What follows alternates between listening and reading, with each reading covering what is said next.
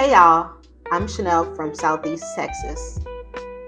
Y'all ever felt like inflation's got you in a chokehold? Well, pour yourself a glass of wine and listen here. Inflation has had our pockets tight lately, but I'm about to show you how to beat it with just 3 cash-stuffing power moves. We're talking zero-based budgets, sinking fund strategies, and grocery Luxe gems. Let's get right into it. Gas, up. Groceries, that's up too. Rent? Next subject, please. Thank you. Does inflation even realize how expensive it is to be a woman? Don't get me started on the price it costs to sit in a salon chair. Ultimately, I was tired of robbing Peter to pay Paul, so I had to do something about it. Of course, on Chanel's pocketbook, we're not gatekeeping any gems. I'm going to show you how to take every dollar you've got and give it a job that actually pays off. Y'all know I'm all about that zero-based budget life. Every single dollar needs a home before you even hit the ATM. Let me show you how I set mine up.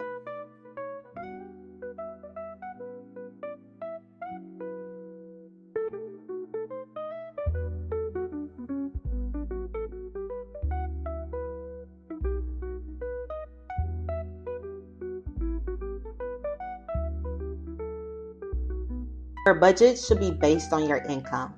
For this week's check, I'm working with exactly $1,146 from my job and another $220 from side hustles. I want you to go ahead and pull up your budget binder, spreadsheet, or sheet of paper.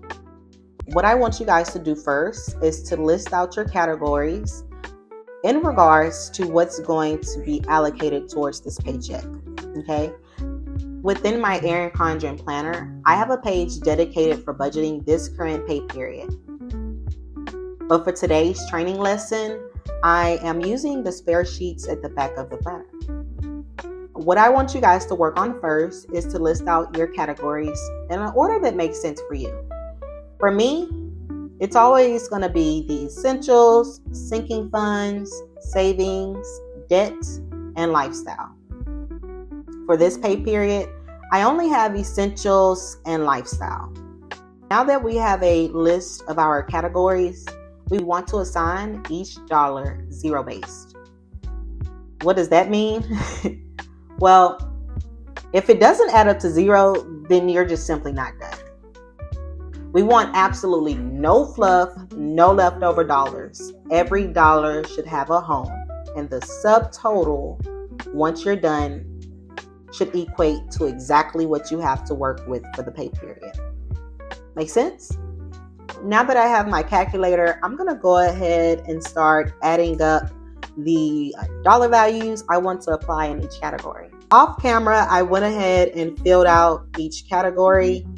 I decided to do $700 for rent, $185 for electricity, $118 for car insurance, Apple subscriptions, $12, $22 for credit cards, $25 for gas, $120 for gas, and $183 for entertainment.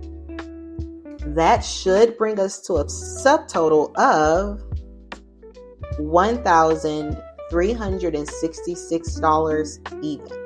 A little trick I love to use is if there are any cents on my check, I just round the dollar value down.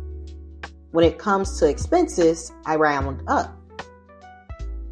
That gives me a little cushion room and ensures that I'm well prepared for each category. Now I'm going to go ahead and add up all of these dollar values just to ensure my math is correct.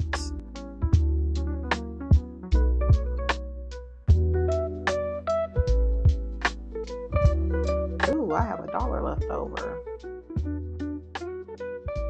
Okay, so based on what I just calculated, it looks like I have $1 left over.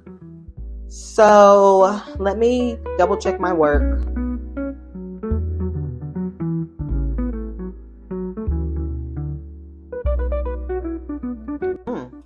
So it looks like I'm $1 off. I believe I want to put that dollar. I'll use it as a buffer for groceries. I honestly despise scratching things out. Okay, so we're going to do $121 for groceries. That puts us at a subtotal of $1,366 even. All right. That leftover dollar I had is exactly why I tell people to watch out for the leftover mindset. Leftover money is not spending money, boo.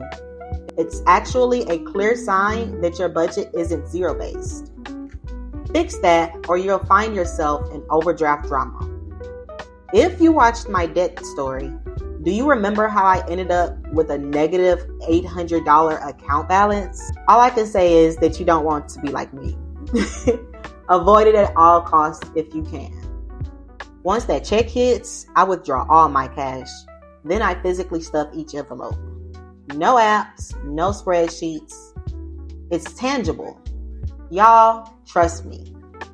It just sticks when you feel that money rubbing in your hands. It becomes more intentional also when you're at the register. I want you to use whatever method works best for you. And if it doesn't work, well, that's okay too. Just don't forget to be willing to try something new.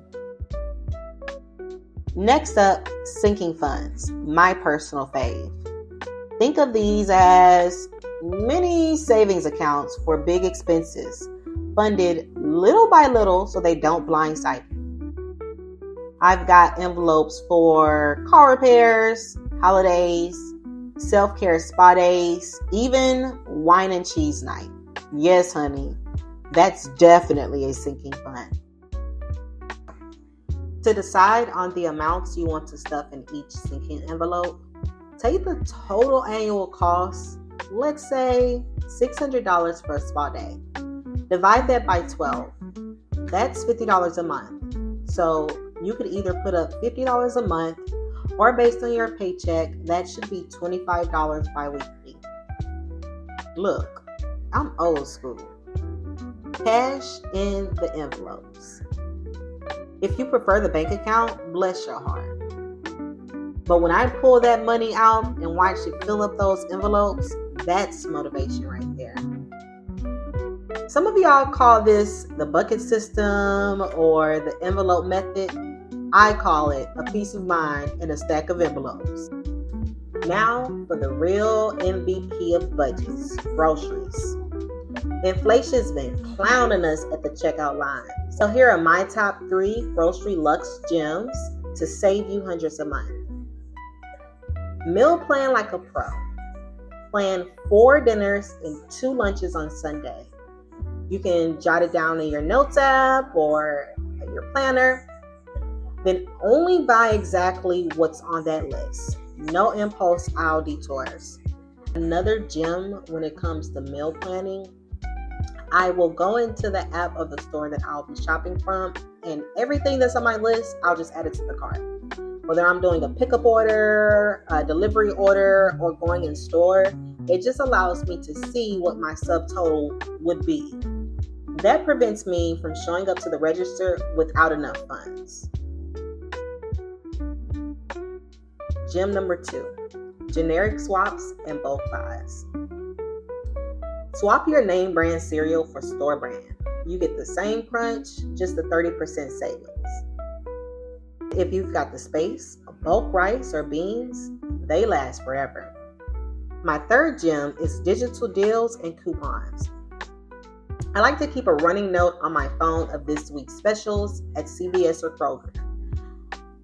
Personally, being a Southeast Texas girl, I don't really see that many specials at H-E-B. So Kroger's and CVS is just my personal go-to. You can check their app, their store discounts, and even if you're lucky, you could score some manufacturer coupons. That's called stacking. So you may be asking yourself, does it make more sense to do digital deals and coupons or bulk buy? Well, it just really depends on what's going to work for you. For me, I have done both. I don't really dabble too much in the digital deals and coupons anymore because it's just too time consuming. I don't have the time as much. And I find that by buying in bulk, I get kind of like a wholesale price.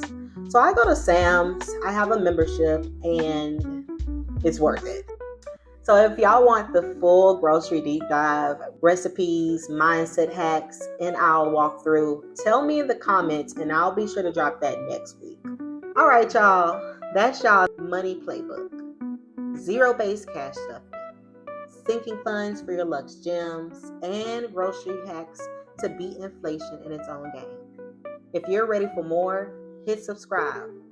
No fluff, no judgment.